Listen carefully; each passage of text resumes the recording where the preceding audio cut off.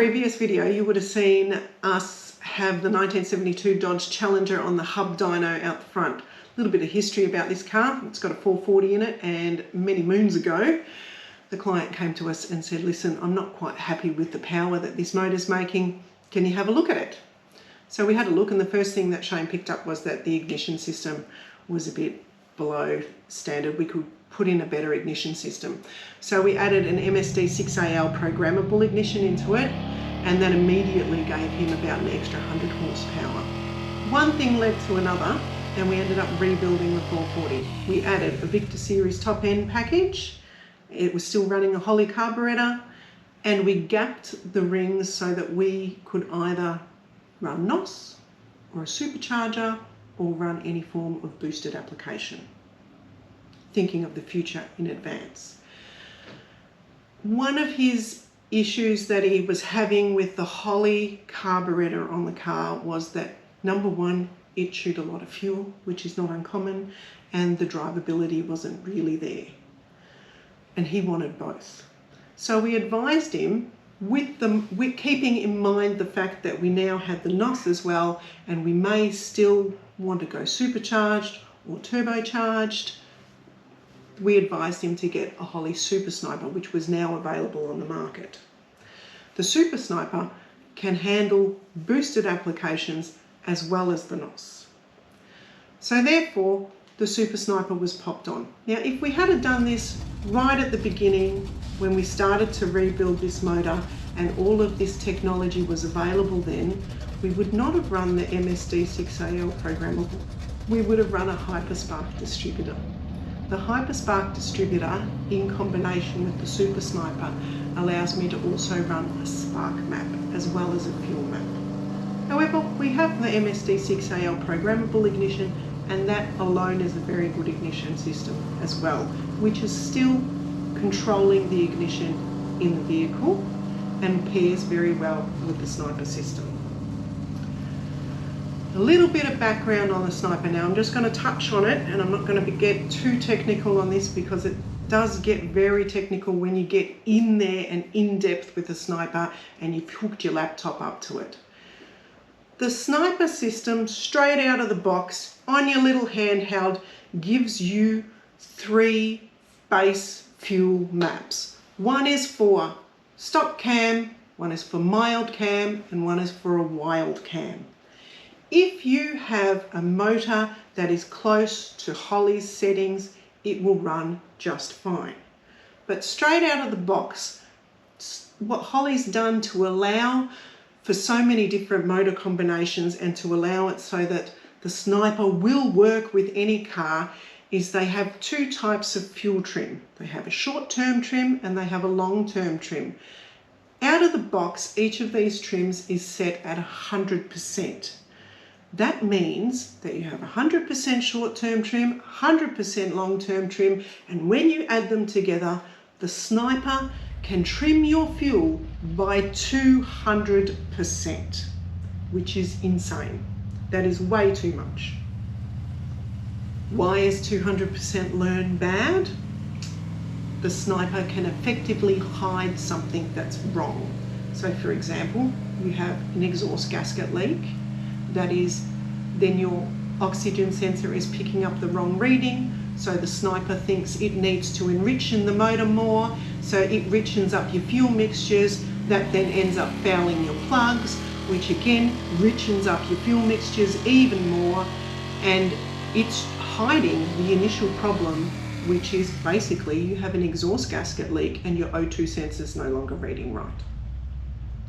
The other issue with having 200% learn is if you have a motor that doesn't exactly match those 3 cams, the Sniper's constantly trying to overcompensate. So what you're finding is every time you get into the car in the morning, it feels different. It's a different car to drive. You never get 2 consistent days where the vehicle drives the same. Every time you start it, the vehicle drives a little differently. And this is what we saw with the 72 Challenger. Initially, we just programmed it in off the hand, let it run around, drive around a little bit, get the initial tune in until the Sniper had settled, and then he did long distance drives out to the racetrack. He opened his exhausts up because he's got cutouts on it that Shane went through in the previous video. He drag raced it all day long. He closed his exhausts, he came back in, and what I saw on the fuel map when I actually went in there and had a look was a fuel map that looked like the peaks and valleys of Mordor. A fuel map is not supposed to be up and down. It's not supposed to look like you're looking at a mountain range. It's supposed to be smooth. As soon as I saw that, I went, okay, there's our drivability issue right there. I ran a data log with it as well, and I could see that the Sniper was really trying to compensate that air-fuel ratio all over the place. I wasn't close at all. So I scrapped it. I put one of the Sniper's initial tunes back in, and I started doing some road tuning, and I got into the handheld, and the closer I got and the more I smoothed out the graph, the less I allowed the Sniper to learn. This is great for idle and it's great for on-road cruising, but I can't tune wide open throttle on the road. First of all, it's illegal to go that fast on Australian roads, and secondly, I'm not insane. The car's a bit of an animal. That's why we need to pop her onto the dyno, and today I'll be tuning that wide open throttle on the dyno where it's safe, and I'll be locking out that tune as well. I'm aiming for maximum overall learn between 20 to 30%. At the moment, I've got that at my idle, and I've got that when we're cruising, but I need that at wide open throttle as well. So to answer the big question, does the Holley Sniper make more horsepower than traditional Holley carburation? No. What it does do is it gives you more drivability and better fuel economy. So the first dyno run here, we made 535 horsepower and 539 foot-pounds. However, when we ran her up the first time, the client had complained that sometimes it felt like the throttle was sticking. It would rev up, and it did exactly that to us. It stayed revving at about 4,000 RPM. As I was running a data log on the Sniper, I could get in and have a look and see what was going on, whether the throttle was stuck, which it wasn't because the throttle was reading 0, or whether there was an issue with the IAC. And after checking the data log, we could see there was no issues electronically or through the ECU. Can't turn a motor off when it's revving at 4,000 RPM. It's not good for the motor. It can cause it to diesel. So we got out and we actually had a proper look at the Sniper, its mechanical ends, and discovered that the secondary butterflies were stuck open. Once we fixed that, we were able to turn it off, and we discovered that this motor creates too much vacuum and it's keeping the secondary butterflies on, therefore giving us the sensation that we've got too high of an idle. It took Shane a little bit of nutting out on how to fix that issue, and he'll touch on that in a later video on how he actually fixed the rapid idle in the Sniper. Once Shane fixed the sticking secondaries on the Sniper system, and he'll touch on how he did that in a later video, we ran it again, checking it with full throttle, and this time also we didn't put the air cleaner back on. So we ran another test, and this time around we got 538 horsepower, so we got an extra 3 horsepower and 541 foot-pounds of torque, which was an extra 2 foot-pounds. In the previous video of the Challenger on the dyno, Shane runs through at the end of it all the extra buttons that are in the console, and 2 of these buttons are for an exhaust cutout, which we have made into 2 NASCAR tips, which is actually in a really old previous video. You can see the Challenger with the NASCAR tips once we made it. And you push a button, you open the exhaust when you're on the drag strip, and you drive. Much better for me because that means I don't need to crawl underneath the car and drop an exhaust system. You just push a button and she opens up. So next run, I wanted to see if I needed to do any further adjustments to the wide open throttle base fuel map. Now that I'd locked it out a little bit, locked its learn out a little bit, I should say, popped it onto the dyno with the exhaust open and she made 547.5 horsepower. So dropping the exhaust gave her an extra 9.5 horsepower and she made 544.4 foot-pounds. So she's gained an extra 3.5 foot-pounds when we drop the exhaust, which isn't bad. The final dyno run was with the NOS connected and the pipes open. So we're running a 75 shot of NOS through a wet system. The shot of NOS ran through and she got 603.1 horsepower, which was an increase of 55.6, and 573.3 foot-pounds, an increase of 28.9. I can see from looking at the MSD data from the ignition and the Sniper data as well as the dyno data that the motor is still making power when we stopped our dyno run. However, I'm not a big fan of quick release crankshafts, and we have to keep in mind that this is a 2-bolt main. So we are keeping it within safe revving range, somewhere where we don't have to rebuild this motor and clean up a giant mess when the crankshaft decides to shoot out at the bottom of the motor and embed itself in the concrete underneath the car. So yes, she could probably make more horsepower with the NOS turned on and the Sniper. However, I don't think she can make it safely.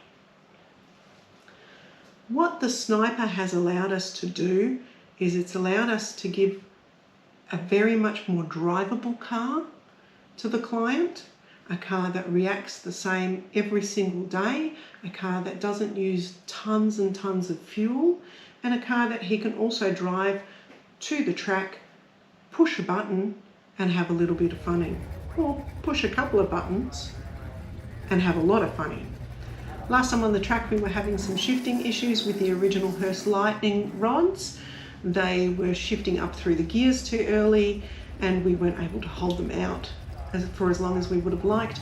This time around we've got more modern Lightning rods with the neutral lockout, and it shifts gears when we tell it to shift gears, not when it decides to shift gears. Shane again ran through that in the previous video for you. The entire time that I had the Sniper hooked up and I was street tuning the car, street tuning the base map into this car, and the entire time that the Sniper was hooked up here and we were tuning in the wide open throttle, I had data logs running. The data logs on this Sniper are a fantastic aid, and what you can see with the before and after data log that you've got coming up here is that when I've got full throttle, which is your green line, you can see that my target AFR, which is the blue line, and my actual AFR, which is the pink line, are just about spot on. If you look at the before, they're way off. They're far away. The Sniper is constantly trying to adjust its learn, and that's what you're seeing with the lines being so jagged. When you look at the second graph, the blue line and the pink line are nearly on each other.